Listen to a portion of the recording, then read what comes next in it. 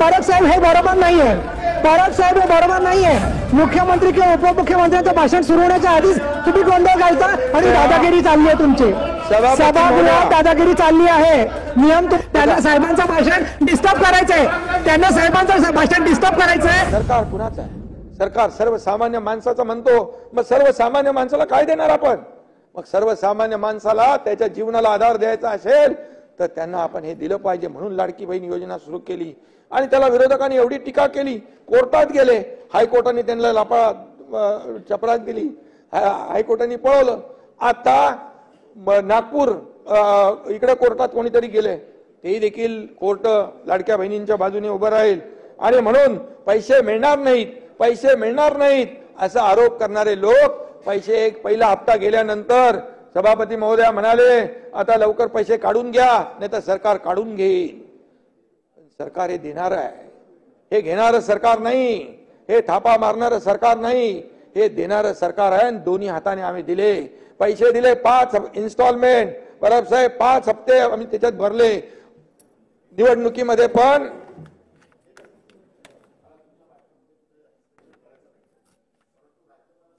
असतं ते राज्यपाल पुढच्या वर्षात आम्ही काय योजना करणार आहोत ते सांगतो। मागचं तुम्ही केलं त्याच्यामुळे तुम्ही तिथे परत आलात, त्याच्याबद्दल काही वाद नाही। तुम्ही 40 वर्षात केलं त्याच्यामुळे तुम्ही तिकडे आलात, आता पुढच्या वर्षात तुम्ही काय करणार? ऐका ऐका परब साहेब, तुम्ही वाचलं नाही,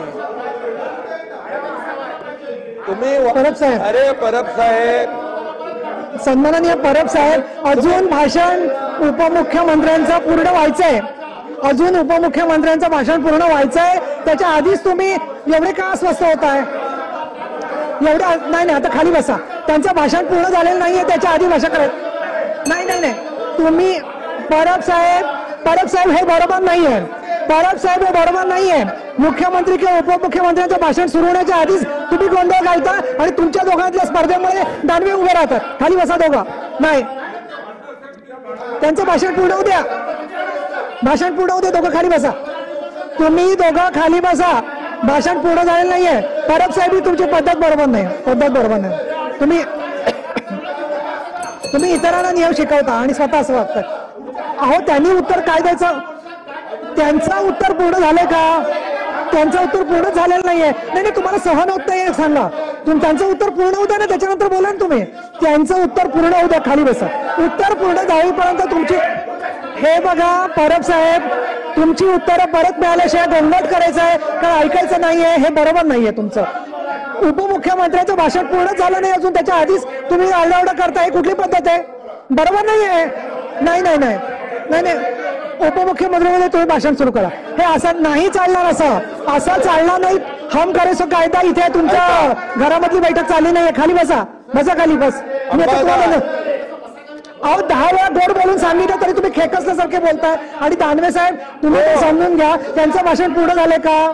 त्यांचं भाषण पूर्ण व्हायच्या आधीच तुम्ही अक्षर मारता काय हो? काही जण वेगवेगळ्या पद्धतीने कशी राजकीय भाषण करत होते त्याच्यावरती आपण त्यांचं भाषण पूर्ण होई पण वाट पाहिली पाहिजे, त्याच्या आधीच तुम्ही सगळे सुरू करताय। नाही, त्यांचं भाषण पूर्ण होऊ द्या ना, त्यांचं भाषण पूर्ण होऊ द्या, त्यांचं भाषण पूर्ण होऊ द्या, त्याच्याशिवाय तुम्ही असं दंगा करायचा नाही। राईट टू रिप्लाय नंतर आधी त्यांचं भाषण पूर्ण होऊ द्या, तुम्ही भाषण न ऐकता शहरवादी करताय, ते बरोबर नाहीये। आणि दानवे साहेब तुम्ही त्यांच्या मागे वाहून जाऊ नका, खाली बसा प्लीज। नाही, उपमुख्यमंत्री महोदय भाषण करा, आपण तुम्ही उपमुख्यमंत्री महोदय भाषण करतायत, दादागिरी चालली आहे तुमची, सभागृहात दादागिरी चालली आहे, नियम तुम्हाला माहिती आहे, तरी सुद्धा तुम्ही परत परत बोलताय। खाली बसा, खाली बसा परब साहेब, सहन होत नाहीये, मातोश्रीला दाखवण्यासाठी सगळं करताय, खाली बसा, चला बसा बसा, खाली बसा, खाली बसा। सभापती महोदया, परब साहेब एवढं मनाला लावून घेऊ नका, ऐका ऐका, नाही नाही ऐका ऐका, याच्यामध्ये विरोधी पक्षाच्या लोकांनी सरकारच्या 2.5 वर्षाच्या कारभारावर टीका केलेली आहे। आता मला काय केलं ते सांगायला नको, आणि टीका केली, म्हणाले काहीच केलं नाही, हे अभिभाषण चुकीचं आहे, या अभिभाषणाचा आणि सरकारच्या कामाचा काही अर्थोनार्थी संबंध नाही, आणि म्हणून त्याचं उत्तर गुलाबराव पाटील साहेब, पाटील साहेब आणि सत्ताधारी पक्षाचे सदस्य लक्षात ठेवा. पाटील साहेब आणि सत्ताधारी पक्षाचे सदस्य लक्षात ठेवा. त्यांना साहेबांचं भाषण डिस्टर्ब करायचंय. त्यांना साहेबांचं भाषण डिस्टर्ब करायचंय. त्यांना असं वाटतं की त्यांचे तुम्ही खाली बसा.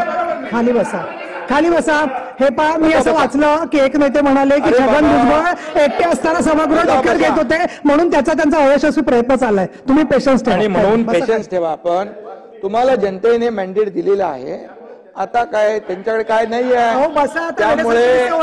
त्यामुळे एकच आहे सभापती महोदय, भाषण ऐकायचं पेशन्स एकच मी सांगतो की ज्या सदस्यांनी 2.5 वर्षाचं काम एवढं आम्ही मरमर काम केलं, एवढं प्रकल्प आम्ही राबवले, कल्याणकारी योजना आम्ही राबवल्या, जनतेच्या मनामध्ये आमचं सरकार गेलं म्हणून आम्हाला एवढं मतदान झालं. आता तुम्ही ते मान्य करायच्या ऐवजी अडीच वर्षात नाही अरे बाबा अरे कुठे जायचंय का आणि म्हणून हे बघा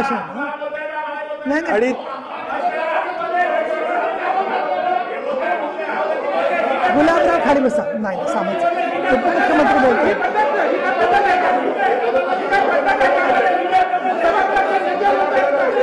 हे पहा, उपमुख्यमंत्री बोलतायत. तुम्ही खाली बसा. तुम्ही हे बोलणं बरोबर नाही. खाली बसा. तुम्ही खाली बसा. सगळे विरोधी पक्ष सत्ताधारी सगळ्यांनी खाली बसा. आणि म्हणून तुम्ही खाली बसा. सगळे खाली बसा. ही कुठली पद्धत झाली?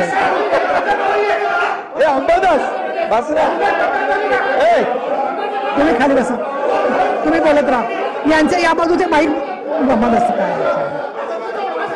खाली बस. महाजन साहेब खाली बसा. चला, सत्ताधारी पक्ष खाली बसा. विरोधी दानवे साहेब, तुम्हाला पण कल्पना आहे ना की भाषण पूर्ण होण्याच्या आधी याच्यामध्ये असा आरडाओरडा करणं आणि तुम्ही म्हणाल त्याच क्रमाने त्यांनी भाषण केलं पाहिजे. कसली पद्धत आहे बोलायची? बोला. सभापती महोदया, राज्यपालांचं अभिभाषण जर यांनी पूर्ण वाचलं असेल तर त्यामध्ये देखील माझ्या सरकारने काय काय केलं हेही म्हटलेलं आहे आणि काय केलंय त्याची टिंगल या लोकांनी उडवली. मग आपण ह्याच्यामध्ये आम्ही काय केलंय ते बोलायला नको, रेकॉर्डवर यायला नको. आणि म्हणून तुम्ही सत्य ऐकायची सवय ठेवा.